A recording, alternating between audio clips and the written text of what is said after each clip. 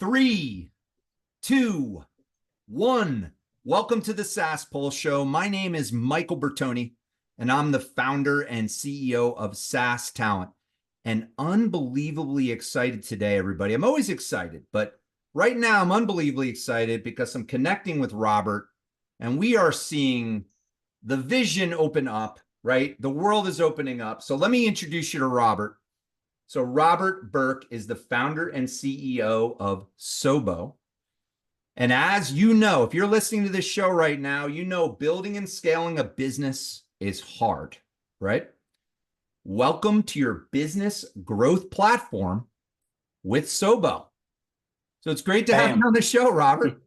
Thanks, brother. I appreciate it, Michael. Thanks for having me on. Super excited to talk to you today. Yeah, whenever I do these podcasts and I'm like, well, I should be on his platform, right? Like, so it's like I should be a customer of Robert's, right? So I love this, man. I love this stuff. I love meeting with SaaS founders. So again, just to kind of brief a little bit for everybody listening on Robert, guy's a rock star, right? Just so you know, right? So he has built a company called Core 12 Technologies, which he'll tell you about a little bit, for over 15 years. Right. So he's not like a newbie, like, oh, I'm doing this for the first time. So he did that. He's built this product called Sobo. He's on the board of the Museum of Design. He is on the board of George Washington University. Right. I'm on one board. Right. So I got to get, if I'm going to compete with Robert, I got to get on another board. So Rockstar Central here. So anybody listening, reach out to him, connect with him. He's going to be able to help you. Appreciate that intro. I love it. Solid. Thanks, Mike. Yeah, so let's jump into it here. I got my Superman on. So the thing I always like to start with is the superhero backstory, right? So we just kind of talked about it a little bit. I have an idea what it's going to be, but how did you get to Sobo? Like, how did this happen? You got the hat. I don't have a hat. I got to get a hat, right? I'll get you a hat, man. How did you come? No, for SaaS Talent, I'm like, I need a hat. So how did you get to Sobo, right? The journey that led you to Sobo. Tell the audience about that. Absolutely. So really the nexus with Sobo was going back to Core 12. When I started Core 12 as a little IT company in Atlanta, Georgia, 15 years ago, I was super young, didn't know what I was doing. I just had a passion to help small businesses. And the way that I could do it at the time was with IT consulting and just helping them level up their tech stack. So I figured that's a great place to start. That's a good foot in the door. What I found is, as I was providing IT support, is that often my small to mid-sized business clients would have issues that while they weren't necessarily tech related, I got involved because IT kind of underpins everything. But you start to find out, hey, you really don't have a tech issue. You have like a people issue or operations or process or strategy issue even. And I didn't have the seat at the table to really truly help them beyond IT, because as an IT guy, you come in, you're doing IT. If you start offering them advice on their finances or their operations, they're just going to tune you out because they're like, dude, no, we just hired you for IT. Right. So yeah, but I just have this entrepreneur's mindset, and it really comes from, I mean, it's genetic. I going back to my great grandfathers. I mean, they just a long line of business owners and madmen, really. And you really do have to be a certain level of crazy to do a small business, to start a small business. Particularly, I think tech, but maybe even more so pro services, because in the pro services business, it's feast or famine. It's tight margins. I mean, I think we're running, for the majority of the time I was running Sobo, our Core 12 IT company, maybe 10%, 15% margins in a good year, our net income. So you really have to have that passion, that drive, and you have to be conditioned to just being the eternal cheerleader and pushing forward and, just kind of getting it out of the mud. So that's kind of the backdrop. But 15 years ago, when I started Core 12, the vision that I had, like everybody who starts their company, and they got to have this like long-term vision of the company, right? And because without a vision, the people perish. So I didn't want my people perishing. I'm thinking, hey, what's the vision? And the vision was that one day this IT company would be like a Deloitte or McKinsey or a Bain for small business. Love So it. that was how it started. Oh my God. It's like Step Brothers, man. I think I just got a best friend here. So no, I want to do the same thing for SaaS companies, right? Like literally these SaaS and tech startups are small companies. They need a higher level. It's funny. You said Bain, Deloitte. I say the same thing, but I just say Accenture. Yeah. So no, that's what I'm trying to do. I'm trying to do that for SaaS companies and tech companies. But yeah, this is so awesome. So in terms of what you're doing with Sobo, right? It really sounds cool. Like what I'm looking at, it really sounds cool what you're trying to do. So give us the elevator pitch, right? So give us what's the elevator pitch? What are you trying to what's the value? What are you trying to give the small business?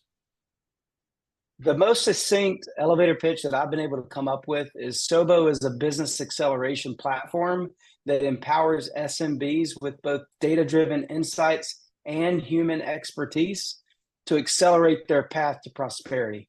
Because that's really what it's all about. We want to get. That was amazing. You must have had that in front of you. We did. That was nice. I've just said it so many times. It's like, and I'm thinking, hey, what do you call? It's not a marketplace. It has like this idea, like it has pieces of the marketplace type of approach where you have consultants on one side and businesses on the other, and you're trying to get them to both work together. But the really unique thing about why this is a platform and not a marketplace is that we are helping the business unpack and uncover what their issues are. We're diagnosing their business with their own data. Yeah. So I love this, man. I already think I'm a customer. Sign me up. You didn't even right. So what else is out there, right? So I absolutely know that small businesses, they need help, right? So I know if you're doing IT services, if you're kind of an MSP, because I actually have MSP clients, you're working with small business owners, right? So what else is out there? Like, is there competition? What's that look like right now? Because I mean, everybody needs this. I know that. Mm-hmm. Yeah, I mean, it's a really fractured marketplace, and there's a lot of different marketplaces, both analog and digital, where you could go find what you're looking for. Now, you might be looking for something you don't need, and that's really the problem. A lot of times, as a small business owner, you see your profits going down, but your revenue's going up, and you're like, "Why is my revenue going up? My profits are going down." You don't know why necessarily. And so if you go out looking for a finance guy to fix that, you might end up wasting $100,000 on that investment. You want to get the insights first. You want to get the recommendations first so that you can kind of get the context and clarity that you need to figure out what exactly I need to pull into my company. Do I need an operations, or do I need a financial project, or do I need a technology engagement? So how do I know that? Well, give us your data, we anonymize it, we scrape it, we ingest it, we run it through our models, we run it through our vetted fractional consulting network, and they're performing 24/7 diagnostics on your business. So it's like, hey, I don't know what my heart rate is, let me slap an Apple Watch on it, and Apple Watch is going to tell me when my heart rate is in overdrive or when it's like below what it should be. So it's the same kind of concept. We need to perform diagnostics on your company without you asking for them, so that we can let you know, hey, something might be out of whack here. Maybe you're overspending by 50% on your production team, or maybe you're not investing enough in your tech stack. We can help you kind of uncover what your issues and what your pain points are. So that's basically the business model in a nutshell. Mm-hmm. Is that we're trying to solve for the gap in strategic talent in the workplace, which everybody knows about. You're feeling it right now. It's like the number one problem that all small businesses face is they can't find qualified help. Yeah, I love this. I mean, so what I'm hearing, what I'm really good at, Robert, is simplifying a message for a SaaS company. So it's like what I'm hearing is I'm a small business owner. I have problems, right? I give you these problems, you understand them, and then you give them out to a vetted network of awesome consultants, right? That can help me solve my problems. Exactly. Yeah. Because when you look at consulting, the consulting model is assess, recommend, fix. The challenge is that you got to get to the assess. You have to do the assessment first, or the discovery, before you can get the recommendations and ultimately the fix. And what every business owner wants to pay for is the fix. There's a lot of friction in getting in the door just to the discovery, right? So what we're doing is kind of just, hey, we're scraping your data, we're ingesting it, we're performing diagnostics, and keep in mind it's all safe, secure, and anonymous. And so that way you don't have to go invite someone into your company without knowing them, who they are, and then, you know, trusting that they're going to provide you with the right recommendations or the right path forward. We're saying, hey, let's turn this thing upside down, and let's streamline the assessment and the recommendations so that we can ultimately just get you to the fix as fast as possible. Yeah, it's amazing. I mean, I see the value of it in terms of the ICP that you're focused on right now to break in the door, because you're, you know, your core 12, you have customers. I'm assuming probably, you know, you're talking to them, but like, what do you think is going to be your ICP, like focused ICP? Yeah, our focused ICP are going to be B2B technical type of companies, more blue collar technical. So it could be a $10 million roofing business, or it could be an HVAC company, or plumbing business, or it could be an engineering firm. And the reason why we're targeting that ICP of B2B professional / technical type of skilled trades is because they tend to be more inviting to outsiders coming in and helping them fix their problems. When you get more into like white collar space, whether it's finance or architecture or, you know, marketing agencies, I don't know what it is. It could be a little bit of ego, just kind of keeping the people out of coming in and speaking life into your business. So what we want to do is not waste our time with those people. Not to say that we couldn't help them, but there's just a lot of friction in just getting those conversations going. So we're going with that ICP. Yeah, you know what you're doing. I could tell. So in terms of, so you've had the product on the market for how long? Like, so how long is the product? Are you selling it? Is it launched? Because I know you've been 1.6. So I'm thinking, is it launched? Is it revenue? Where are you with that right now? Yeah, great question. So we launched the product at the very end of last year. And you know, since then we've kind of iteratively improved that product, of course, over the last 6 months. Maybe 2 or 3 months ago, we felt like it was stable enough for us to start onboarding clients and selling these subscriptions. So we started doing that, and over the last 2 months, we've booked somewhere in the neighborhood of 40K ARR and 300K in engagement pipelines booked over the next 12 months. So I need to explain that, like, what's the difference between the subscription or the ARR and the engagement? So our revenue model is dual. We have the subscription revenue, which is the ARR, and then we have the engagements that what we call shepherd. We shepherd those engagements. We kind of make sure that everything gets set up on the front end, and that you're getting the right consultant, and you're getting the right type of consulting go to market, whether it's fractional, coaching, or project based. And then we make sure that you're getting what you pay for, right? So that's why you take an Uber ride, because you're going to get what you pay for. You're not going to take a sketchy cab guy that doesn't have a magnet on his car. You're just not going to do that. Yeah. But so it's the same kind of concept. We're taking engagements out of a very risky marketplace and bringing them onto a platform. We're escrowing payments to the consultants. We're not releasing those payments until the client's signing off satisfactorily on the most current milestone or deliverable.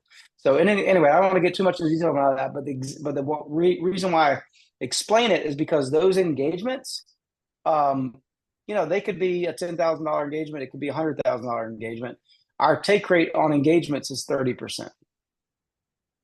I love your business model, man. So I know some people in the Philly region, which they're all in every region, in the Atlanta region, the Philly region, that are technology companies that have like 300 partners. Like what you're doing, I know what you're probably, you're automating probably what you were doing. Or you might have been, you might be. I'm so curious. Like I mean, this podcast could go for an hour. But let's keep rolling here. So Yeah. challenges you faced, right? So what are the biggest challenges you faced in the last, again, you built the product, you launched it. Like what are the biggest challenges you faced with it and how did you overcome them? Yeah, well, so we faced some challenges earlier on, just finding the right people, getting them in the right seats, and kind of understanding, because it's a startup. So yes, I did run a professional services for 15 years, but I am not God. I don't know everything. I'm starting something new in this tech space. I'm building product on a scale that I never built before. So I mean, there's a lot of new stuff you have to learn every day, and that was just some of the kind of pain points that we experienced early on, was just identifying the right players to get on the bus with us. And then the other challenges we faced, of course, fundraising. I mean, that's a problem. So that's something that we're continuing to battle. And I think that's another reason why you want to have the additional revenue streams, like whether it's some kind of consulting revenue or something else coming in the door, to just kind of take the pressure off that constant fundraising, especially early stage when you haven't made VC introductions and you haven't gotten any institutional checks yet. So fortunately, we've raised 900K to date, and Nice. we're currently raising, seeking to raise up to 1.5 million under a pre-seed round. Amazing, man. I love Yeah. it. So talent acquisition, people, we were pre-gaming a little bit about this earlier, right? I know, when you're a company, I mean, that's hard figuring out. I'm sure you've had a lot of challenges along the way, but how do you approach that? So how do you approach talent? How do you approach people in your company? And what are some important things around that?